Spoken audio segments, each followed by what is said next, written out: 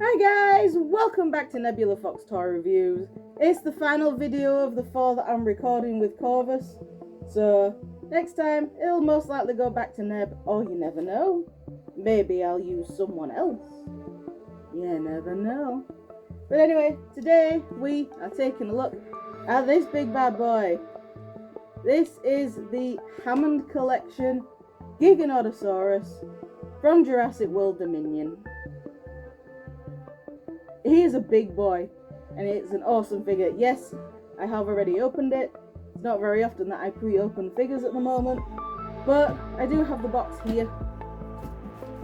There we go. We have the box, so we can still take a look at the packaging. But yeah, this guy is huge. He also made it into my top 10 toys of 2024.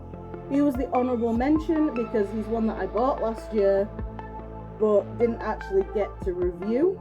So now I'm reviewing him, and he is beautiful.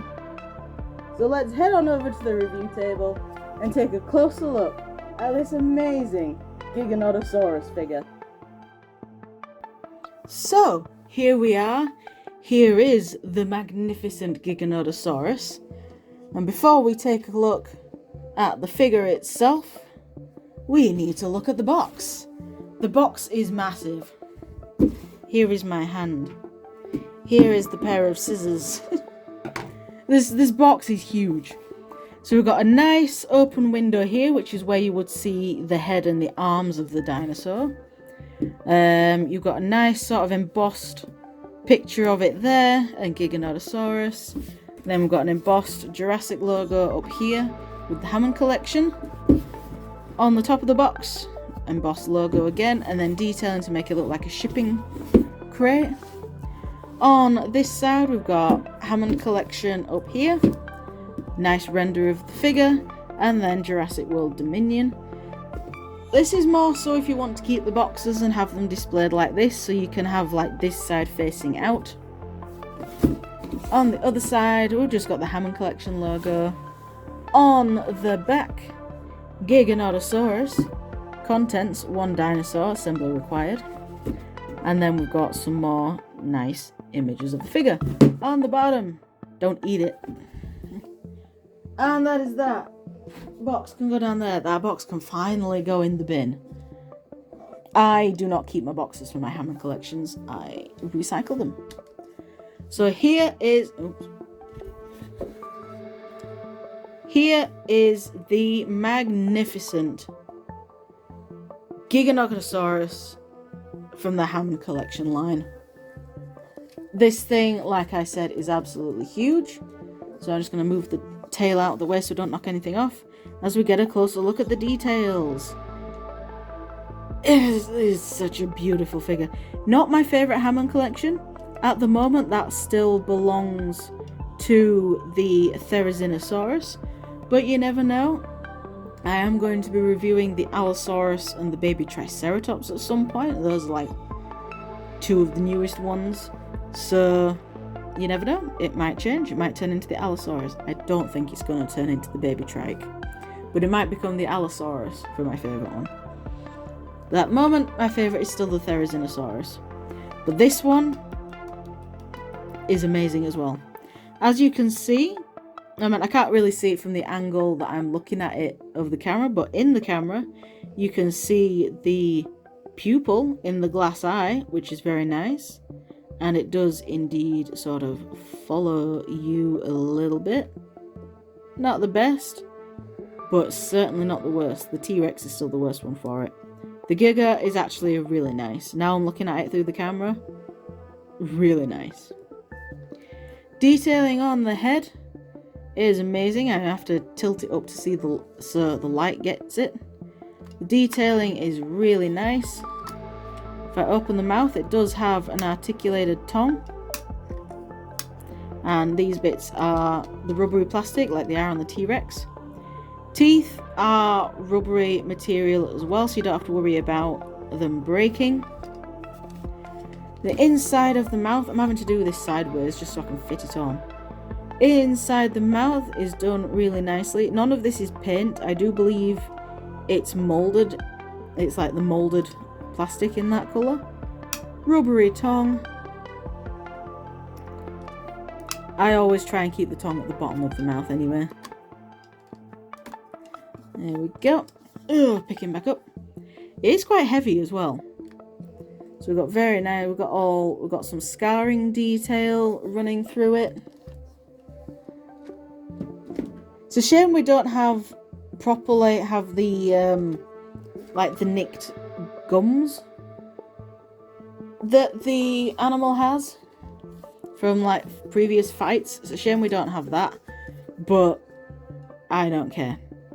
It's really nice. So we've got all the detailing, so we've got all of the scoots running down the back, giving it a very crocodile-like appearance from above. Going all the way down to the tip of the tail. Put that back down.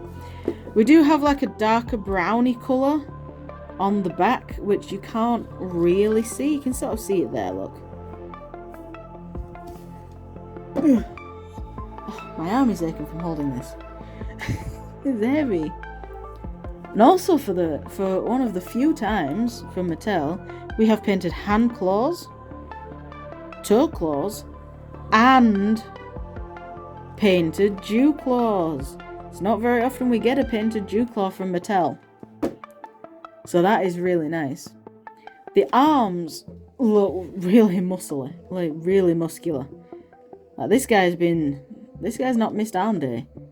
He's also not missed leg day. Look at the size of these thighs. He has not missed a single workout day, hasn't this guy? And I love this figure. This figure is so beautiful. It's amazing. It's really heavy though, so it's a pain in the ass to review when I can't really move the camera around. But you know what? I'm going to do that.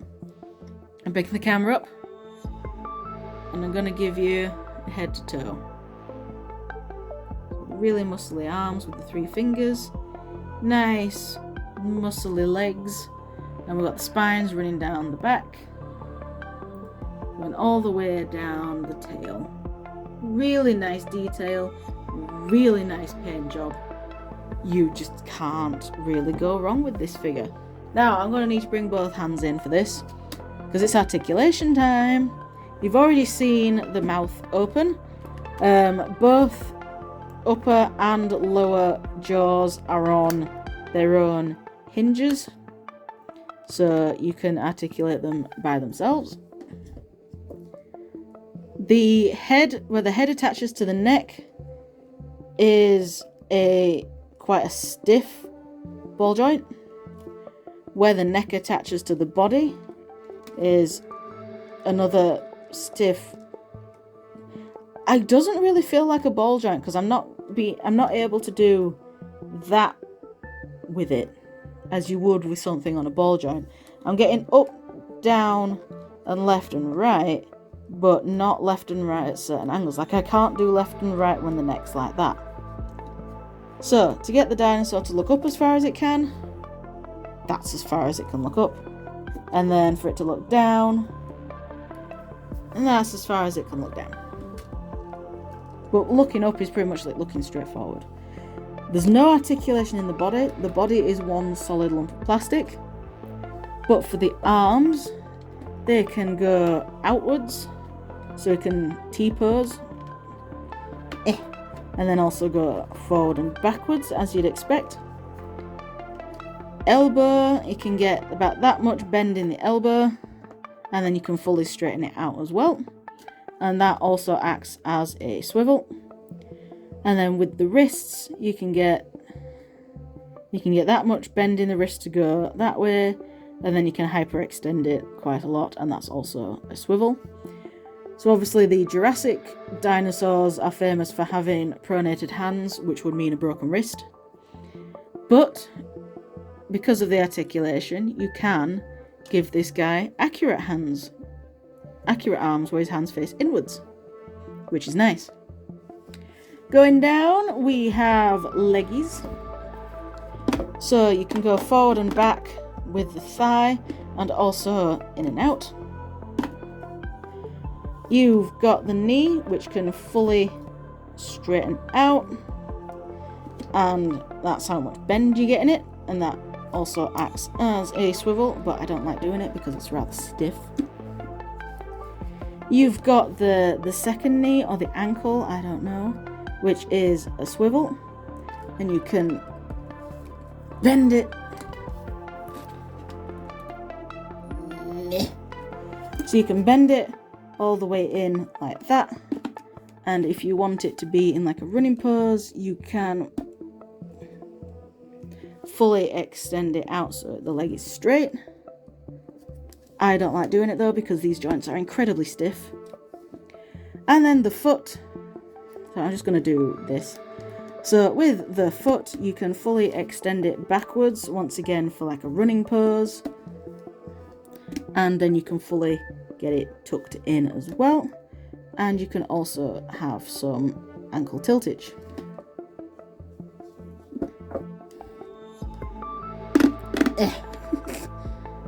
It can be a bit of a pain to get this thing to stand as well. But there we go. Tail. Where it plugs into the body is a ball joint, so you get some nice wiggle waggle. Where the second part of the tail plugs into the first part of the tail is also a ball joint, so once again, nice wiggle waggle. And then this section of the tail also has bendy wire in it, so you can get some nice natural curves in the tail as well. I don't usually like doing the bendy wire stuff on figures, because if you do it too often, the wire can snap and it can poke through the rubber. This feels like a very sturdy wire and also some pretty sturdy rubber, so I'm more happy doing the bendy wire in this tail than any of the other Hammond collection tails. I do wish they would go down the route that they took with the Ankylosaurus though, which is where it was a ball jointed tail, because that worked really well.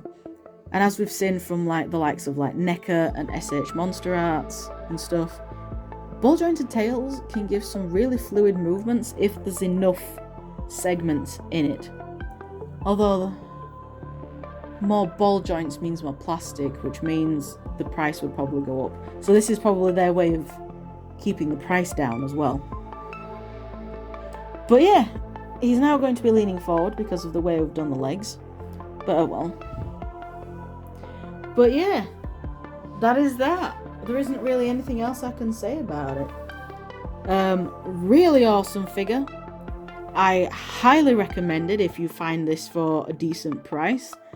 I got mine off Amazon. I think I paid like £60 for him, I think. Which is actually pretty decent for the Giga. They can go, you know, I've seen them go for a lot more. I'm going to try and get him standing up a bit better. There we go. That'll do. I've seen him going for a lot more, especially in the aftermarket. Although I do believe he's still readily available places. But oh well. Definitely get him. It will look amazing with the T-Rex. And yeah, that's pretty much it. Thank you very much for watching, guys, and I shall see you all in the next video, whatever that'll be. Bye!